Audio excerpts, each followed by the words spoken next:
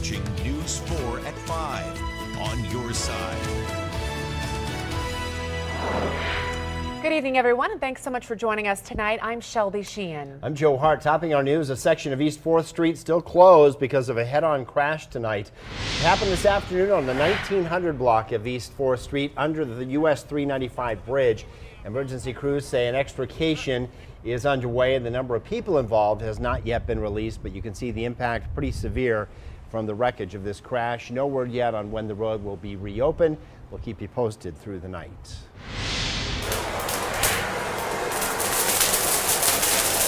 All right, what you're watching right now is the burning of winter annual grass, also known as cheatgrass. According to one UNR study, cheatgrass was first spotted in Nevada back in 1906 and since then has come to dominate more than 17 million acres in the Great Basin. But this is a problem considering that dry cheatgrass is one of the most common plants to spark a wildfire on our local rangelands. And speaking of fire danger, we have a red flag warning right now. That's right. Let's check in with Cassie. And Cassie, from your map you showed us a moment ago, there's a lot of red, which raises a whole lot of concern. No, that's right. You know, we're under a red flag warning for all of western Nevada, but we're also seeing lightning strikes. And that's the main concern tonight, is we could see a lightning-caused fire out there. And we have a lot of cheatgrass and we have a lot of dry vegetation that is ready to ignite. So let's take a look at where those thunderstorms are lining up. Along 395 here through the northern part of Lassen County, there is a cluster of thunderstorm activity there. Honey Lake was under a severe thunderstorm warning at about 4 o'clock, but that has since cleared. Clear skies over Honey Lake at this hour. But here's the deal. We're watching storms forming for areas through Fernley, north to Nixon. Right now, the Black Rock Desert is dry, but I am tracking the chance to see some thunderstorm activity push to the north and the east there into the evening. Down to the south into Lyon County, a thunderstorm encroaching on Urington at this hour, as well as a thunderstorm lifting to the north and the east of Hawthorne. All of this activity is moving to the north and the east in that general direction, and we are expecting to see those stormy skies last through to sunset. Right now in Reno, though, we're just seeing those partly cloudy cumulus clouds, and those temperatures are still hot. 97 degrees. I am tracking cooler weather headed our way, though, after Labor Day. That's coming up in my full forecast. Joe? All right, thanks, Cassie. Well, graduate students at the Desert Research Institute are researching how wildfires affect our environment here in Nevada. News 4's Miles Bergen joins us live at Panther Valley. And Miles, what exactly are these students learning about there? Well, Joe and Shelby, these graduate students at the DRI, they're developing research on how cheatgrass plays a dangerous role in our environment during wildfires. Fueling wildfire flames has sparked an interest here at the Desert Research Institute. And for graduate student Megan Rennie at DRI, to her, it's more than just playing with fire. My exact emphasis for my research is looking at optical properties of aerosols that are emitted by wildland fire smoke. She's researching how cheatgrass is harming our landscape in more than one way. Believe it or not, cheatgrass is an invasive species, which means it's not native to Nevada, and unfortunately it's overtaking much of the western rangelands. We're looking at August, July, and June, and then we're going to send some of this grass off to get special mercury analysis. The type of analysis requires Rennie to burn the cheatgrass from different months of the year. She sets it on fire in this burner, then the tubes lead to her lab, allowing her to analyze the smoke. What she's trying to understand is how much carbon, mercury, and different particles are emitted when it bursts into flame. I went into my master's, I wanted to dive deeper into just exactly what aerosols are doing and their effect on how much energy the Earth is getting, it's emitting, and that effect that it plays on climate change. Basically, we just don't want to see cheatgrass burn. You have to be really proactive with it. You want to try to get it down as much as you can in the fall. And the best thing to do is to get it when it's growing and green, so that way the seeds don't germinate and they don't spread. Now, Megan Rennie says she's seeing other things in the cheatgrass that are proving to be troublesome, and she hopes to continue her research to expand on fuels here in the western United States. Live in Panther Valley, I'm Miles Bergen reporting. All right, interesting research there. Thanks, Miles, for that. Target shooting can also be partially to blame for fires in Nevada. We've seen that historically. According to readyforwildfire.org, that's because bullet fragments can be extremely hot. Plus, shooting at steel targets or rocks may throw sparks into the nearby vegetation. Now, earlier this year, we spoke with Ryan Elliott of the Bureau of Land Management on how not to start a fire while shooting. If you shoot in an area that's clear of fuels, right, safe, away from residences, all that, everything else, all those other things apply, then your bullets aren't going to be, if there's no vegetation to burn where your shooting area is, then you're not going to start a fire because there's nothing to burn. All right, another tip is to keep a fire extinguisher and extra water on hand and close by in case a fire does spark. All right, the 31st annual Nugget Rib Cook-Off returning to Sparks. The Best in the West Showdown will be going on at Victorian Square. It's going on already and goes through Monday. It features 23 rib cookers from all over the world who are competing to win Best Rib contest. For more than 400,000 people are expected to attend the 6-day event. It is busy out there, and that means parking can be challenging. Utilize the free shuttles. The parking garage, a lot of people aren't aware, next to the movie theater is open for public parking. There's a lot of parking in the Nuggets West parking lot, but then again, we've got all the parking at the free shuttle locations at the Livestock Event Center and Greenberry Shopping Center as well. So it's crowded, but there are lots of options to get there. For more information on the concerts at this year's Rib Cook-Off, you can head to our website, mynews4.com. Well, the ribs won't be the only thing cooking at the event the next few days as the high temperatures continue to stick around. News 4's Tony Fan is live in Sparks and tells us how people are staying cool. And Tony, it's not easy when you have heat, lots of sun, and eating those hot ribs. That's right, it really isn't. And a lot of people I spoke with today, they were still here and not bothered by the heat at all, and they still came out to enjoy some good ribs. But emergency responders are here throughout the week to make sure people are staying hydrated and helping them in any way they can. Now, according to REMSA, between 30 to 40 patients, they see between 30 to 40 patients during the rib cook-off to make sure that they're okay, and they suffer from heat exhaustion. Now, the large crowds all around along the heat, and even alcohol contributes to the heat-related issues. Now, REMSA, Sparks Fire, and Sparks Police Department are all working together during this event. Now, one woman at the event says she's doing a few things to beat the heat. We come super early the very first day, drink lots of water, have a beer or two, and kind of go into the Nugget once in a while. Now, REMSA does have a first aid tent that's located right here on my left-hand side of here. It's between the Nugget and Victorian Avenue. If you need to get water, Gatorade, or anything to stay in the shade and keep cool, head on over there. Reporting live in Sparks, I'm Tony Fenn. All right, thanks so much, Tony. The Carson City Sheriff's Office is asking for your help to search for a 16-year-old girl. They say Nevaeh Reyes ran away from home Saturday about 11:30 in the morning and has not been seen since. Reyes is a Hispanic female, 5'1", and weighs about 100 pounds. She has brown hair and brown eyes with a tattoo on her upper chest. Anyone with information is asked to contact the Carson City Sheriff's Office or Secret Witness at 322-4900. The Humboldt-Toyabe National Forest Service selected a new district boss in the Sierra Nevada. Matthew Zumstein was the former Forest Service District Ranger in Colorado and also has worked as a natural resource specialist in Utah. Zumstein is replacing retiring District Ranger Irene Davidson.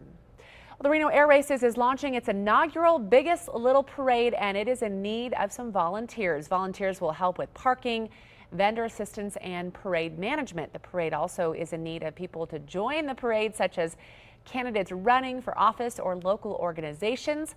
If you're interested, you can visit mynews4.com. The event starts at 1 o'clock in the afternoon on September 7th. Just worked hard. I mean, it was from day one, like every night and day, and not sleeping a lot, and I love what I do. Well, exciting stuff here in Northern Nevada. Man won big at MTV's Video Music Awards on Monday. And coming up on News 4 Nightly, we have an exclusive interview with Drew Kirsch and find out what he says it took to make it big in LA. We'll have that coming up tonight. All right, straight ahead, we're tracking Hurricane Dorian as Florida residents eye the eye of the storm. President Trump claims his trade war with China has cost the world's second largest economy some 3 million jobs. I'm James Rosen on Capitol Hill, back with a look at the numbers behind the rhetoric. And I'm tracking the heat here to hold with thunderstorms in the forecast tonight. how your Labor Day weekend is shaping up. A full look ahead here on the other side of the break.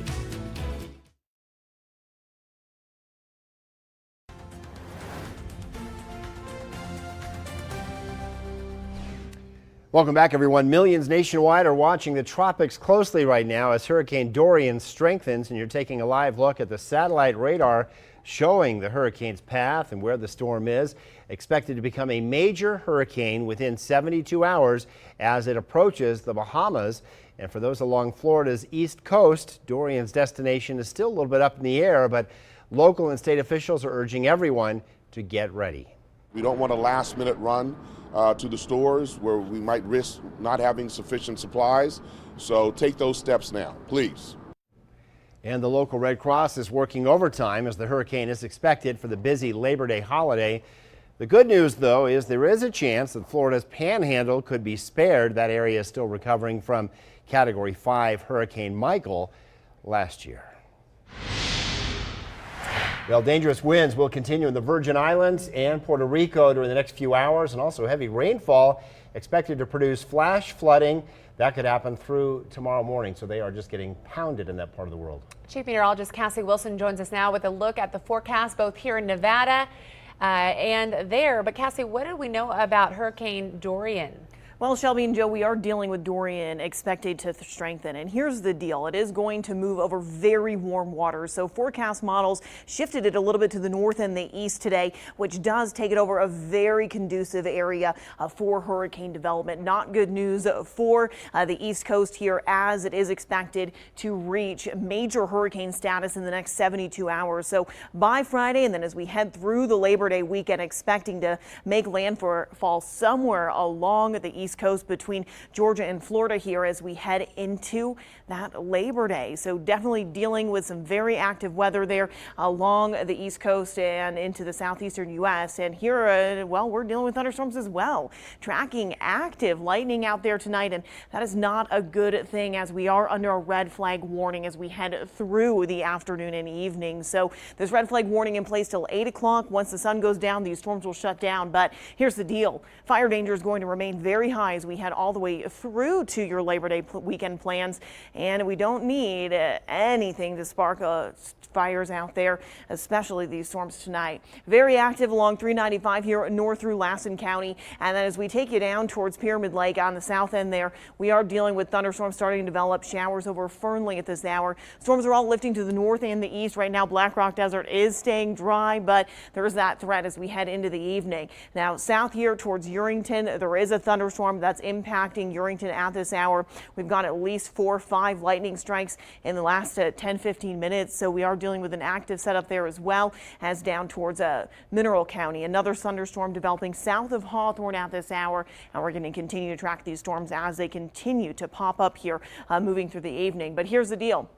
They're going to continue to lift to the north and the east as we head through to sunset. So by 8 o'clock, our chances for storms here in Reno really falls off overall, and we are expecting clear and quiet conditions to round out the rest of your 10-day forecast trend. In Reno, we're at 97 degrees and the wind is really starting to pick up. So let's take a look at the wind map because we've got our westerly wind back in the forecast today. 15-20 mile per hour winds are here, and they're helping to cool us down along the Sierra front. Where we're seeing the heat, we're seeing calm winds at this hour. So take a look at the difference here. We're at 98 in Fallon, 101 in Silver Springs, 102 in Fernley.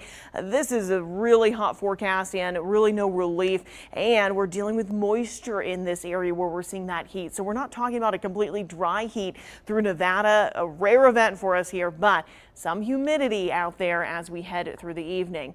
Thursday's forecast holds on the 90s here, and we are talking about sunshine and dry weather really rounding the end of the month up for us here. So expecting those temperatures to continue to stay above normal as we head through the end of the month. Now we are expecting dry conditions to take back over as we head into your Thursday as well as into your Friday forecast. Not a bad one here as we are talking about that holiday with not a whole lot of concern around the region. Now, taking a look at those temperatures, we're losing a little bit of heat tomorrow. 96 for Fallon, 93 for Fernley. Now, as we move you south of Highway 50, we are looking for temperatures in the 90s for Urington as well as Hawthorne, but 80s for Minden as well as down towards Topaz. Up around Lake Tahoe, we are talking about some 70s making their way into the forecast. 75 in Incline, 78 in Kings Beach, with 81 down towards South Lake Tahoe. Lifting you north here to Pyramid Lake, we're in the 80s out towards Sutcliffe, but no low 90s for Nixon and low 90s for many here on the valley. But here's your treat. 80s are back in the forecast for Cold Springs, Verdi, Galena, down towards Washoe Valley. So a little relief. It's short-lived with the heat returns this weekend, but then we're talking about more 80s than anything as we head through that 10-day forecast trend. Tonight, 92 degrees. Remember, normal for this time of the year should be 88. We should be talking about more 80s, but overall, your 10-day forecast trend, well, holds on to the heat for Labor Day weekend, mid-90s by Sunday, and then that cooling trend as we head Tuesday into next weekend with 80s in the forecast here. Definitely seeing a change, but overall, we're staying very dry as we head through those 7 and 10-day forecasts. Shelby. All right, thanks, Cassie. Democrat Kirsten Gillibrand is dropping out of the 2020 presidential race. It's amid low polling and fundraising struggles. The 24+ Democratic presidential field began to scatter before Gillibrand's announcement, with 4 candidates dropping out earlier this month. Well, the impact of President Trump's trade war with China on American businesses is hard to calculate, but the Consumer Technology Association has said it's costing the tech sector $1.3 billion a month. Well, the question is, what about China? How hard is their economy being hit by the trade war? Here's Sinclair correspondent James Rosen with more on that from Washington. As he closed out the G7 summit of industrialized economies in France this week, President Trump claimed his use of tariffs has inflicted real damage on the world's second largest economy. China has taken a very hard hit over the last number of months. They've lost 3 million jobs. It'll soon be much more than 3 million jobs. But even some economists who support the president's trade war said the true impact is not on China's domestic economy or its shrinking labor force, but on its foreign currency reserves and balance of payments, the means by which Beijing invests in construction projects around the world and at home. We can take that away. There's no substitute for China for selling goods to the American market because they run such a huge trade surplus. So he's ratcheting up the pressure by putting this in play. Some analysts have estimated that the tariffs imposed to date have reduced Chinese growth by a little under half a percentage point. What's more, the New York Times reports China's currency has hemorrhaged 10% of its value since early last year, when President Trump first began threatening tariffs. And on Tuesday, it hit its lowest mark against the dollar since 2008. The policies being pursued are a negative for the U.S. economy and a negative for the Chinese economy.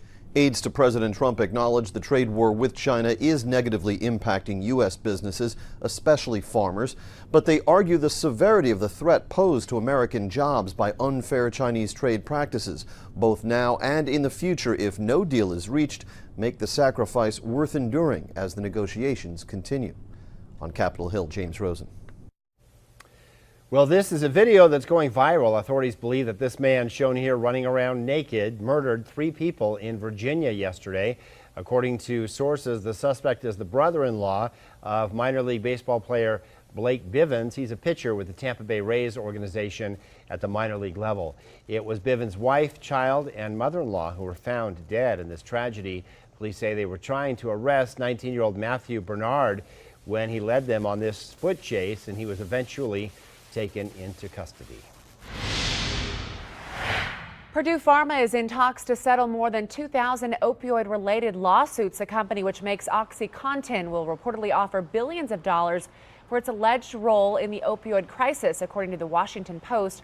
Part of the deal would also allow Purdue Pharma to restructure by filing for bankruptcy. A federal trial involving thousands of cities is still set to begin October 21st. Until a settlement is finalized, Purdue Pharma is accused of a big marketing effort that persuaded doctors to prescribe OxyContin. Well, a director at the Center for Disease Control and Prevention says there is a reasonable chance the U.S. will lose measles elimination status in October. It's because of ongoing outbreaks in New York. Experts are saying that measles returned because some families refused to vaccinate their children. Doctors hope that once the current outbreak ends, the CDC and other agencies will do a better job of combating anti-vaccine propaganda that's out there. All right, you may have heard about a Barrel of Laughs. Have you heard about a Barrels and Bites event? It's a good one. When we come back, we'll check out this charity event that has its eye on the Diamond Prize. We'll explain what that's all about.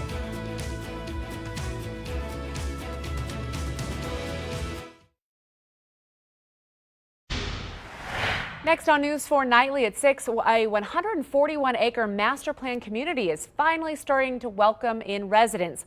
The new community, called Ranchera, has been in the works since 2015. The first resident, Roger Renke, moved in earlier this month. He's living in the first custom home to be completed in the luxury community. Despite being the only one in the neighborhood, Renke says he's excited about his new home. I love the location. It's close to everything. Bartley Ranch is right behind me. They have events going all year long, but it'll be a very social, active area. Well, coming up on News 4 at 6, hear from developers of the future of the community and when the bulk of the residents will be able to move in.